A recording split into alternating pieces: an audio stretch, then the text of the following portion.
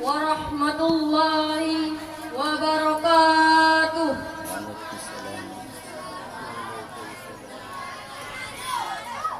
Alhamdulillah, alhamdulillahi rabbil alamin, wassalatu wassalamu ala asyrafil anbiya'i wal mursalin wa ala alihi wa ashabihi ajma'in, amma ba'du.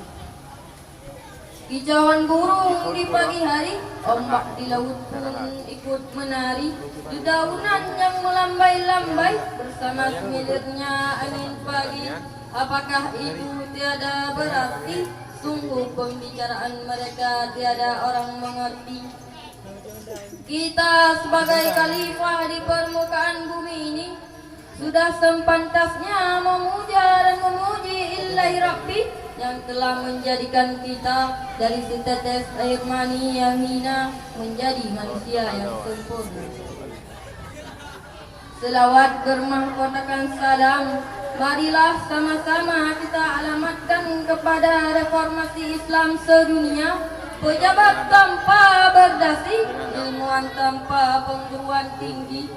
Tak lain dan tak bukan beliau adalah baginda Nabi besar Muhammad sallallahu alaihi wasallam.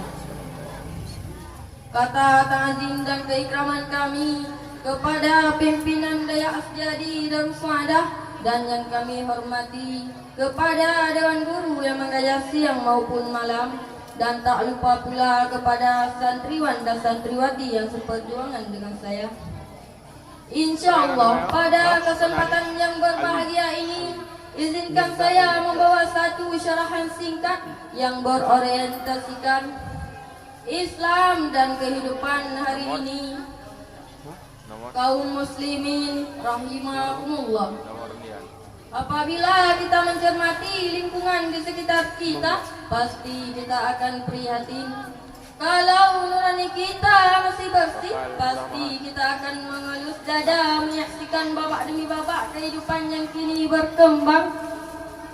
Betapa tidaknya saudara-saudaraku, saat ini nyaris ke seluruh sektor kaum muslimin terpuruk. Dalam segi akidah, banyak sekali umat Islam yang menganut keyakinan-keyakinan syirik, menyekutukan Allah dalam hal ibadah, perdukunan, merajalela, dan penyembahan kepada ahli kubur masih dilakukan, dan pengakuan yang berlebihan kepada seorang tokoh masih kita jumpai. Kategori ini menurut Syekh Muhammad bin Abdul Wahab termasuk kategori yang syirik. Kemudian dalam aspek politik, yang keluar hanyalah permainan yang penuh rekayasa dan retorika semu. Dan dalam bidang ekonomi sistem keuangan riba, apa yang diharamkan Allah masih dominasi kehidupan. Akibatnya makin lebarnya jurang antara si kaya dan si miskin. Dan dalam lapangan sosial budaya kita disuguhi kebrobrokan moral. Generasi muda masa kini setiap hari kita menyaksikan beragam kemaksiatan seperti perzinaan, pembunuhan, kasus narkoba dan sebagainya. Saudara-saudara sekalian kaum muslimin rahimakumullah, menyimak keadaan yang kita sebut tadi, kita jadi ingat firman Allah dalam surat Ar-Rum ayat 41. A'udzu billahi minasy syaithanir rajim. Bismillahirrahmanirrahim. Zaharal fasadu fil bari wal bari bima kasabat aydina liyudhiqahum ba'dal ladzi amilu la'allahum yarji'un. Yang artinya, telah nampaknya kerusakan di darat dan di laut itu disebabkan karena perbuatan tangan nafsu manusia, supaya Allah merasakan kepada mereka akibat perbuatan mereka, supaya mereka kembali ke jalan yang benar. Rasa-rasanya firman Allah ini benar-benar cocok dengan apa yang kita alami saat ini. Sidang jamaah sekalian, umat dan bangsa ini berada dalam bahaya besar. Kerusakan menyebar ke seluruh tempat dan waktu. Yang menjadi pertanyaan, Kenapa ini semua bisa terjadi? Bagaimana cara mengobatinya berdasarkan ajaran Allah Subhanahu wa taala? Pertanyaan pertama, yakni kenapa kerusakan-kerusakan ini bisa terjadi? Jawabannya adalah karena umat ini telah putus dari tuntunan agamanya. Sudah sekian lama umat Islam jauh dari nilai-nilai agamanya sendiri. Ada jarak antara umat di satu sisi dengan ajaran Islam di sisi lain. Dengan ini kehidupan sehari-hari kaum muslimin tidak sama sekali mencerminkan ajaran agamanya. Satu contoh, masalah hijab bagi kaum wanita.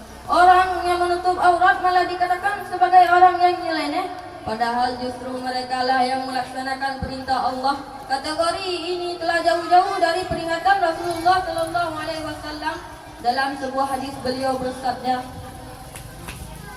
"Bada'al Islamu ghariban wa sayaudu ghariban, fama bada'a fatuba lil ghuraba." Yang artinya Islam itu pada mulanya asing dan akan kembali asing seperti semula, maka beruntunglah orang yang asing. Saudara-saudara sekalian kaum muslimin rahimakumullah, sekarang ini pun tengah merajalela di kalangan kaum muslimin suatu paham yang biasa disebut sekularisme ilmiah. Paham ini mengajarkan bahwa kehidupan di dunia harus dipisahkan dengan masalah agama. Bagi mereka, dunia ya dunia, jangan membawa masalah agama. Masalah agama adalah masalah pribadi. Dan dalam hubungan sesama manusia, seperti cara bergaul, cara berpakaian maupun cara berekonomi itu cukup diserahkan kepada rasio akal manusia saja. Dengan ini pun mereka pun menyombongkan diri dengan meninggalkan ajaran Allah Subhanahu wa taala. Satu contoh yang berkaitan dengan kehidupan sehari-hari. Apabila kita mencermati lingkungan di sekitar kita, pasti kita akan prihatin. Kalau nurani kita masih bersih, pasti kita akan mengelus dada menyaksikan babak demi babak kehidupan yang kini berkembang. Betapa tidaknya saudara-saudaraku, saat ini nyaris ke seluruh sektor kaum muslimin terpuruk. Saudara-saudara sekalian kaum muslimin rahimakumullah, sekarang ini pun tengah merajalela di kalangan kaum muslimin suatu paham yang biasa disebut sekularisme ilmiah. Paham ini mengajarkan bahwa kehidupan di dunia harus dipisahkan dengan masalah agama. Bagi mereka, dunia ya dunia, jangan membawa masalah agama. Masalah agama adalah masalah pribadi. Dari uraian singkat pidato di atas, dapatlah saya mengambil beberapa inti sarinya saja. Yang pertama, kalau nurani kita masih bersih, pasti kita akan mengelus dada menyaksikan babak demi babak kehidupan yang kini berkembang. Betapa tidaknya saudara-saudaraku, saat ini nyaris ke seluruh sektor kaum muslimin terpuruk. Dalam segi akidah, banyak sekali umat Islam yang menganut keyakinan-keyakinan syirik, menyekutukan Allah dalam hal ibadah, perdukunan, merajalela, dan penyembahan kepada ahli kubur masih dilakukan, dan penggangguan yang berlebihan kepada seorang tokoh masih kita jumpai.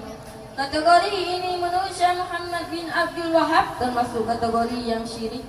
Yang kedua, sudah sekian lama umat Islam jauh dari nilai-nilai agamanya sendiri. Ada jarak antara umat di satu sisi dengan ajaran Islam di sisi lain. Dengan ini, kehidupan sehari-hari kaum muslimin tidak sama sekali mencerminkan ajaran agamanya. Cukup di sini pidato saya. Lebih dan kurang saya mohon maaf. Wabillahi taufiq wal hidayah. Wassalamualaikum warahmatullahi wabarakatuh. Waalaikumsalam warahmatullahi wabarakatuh.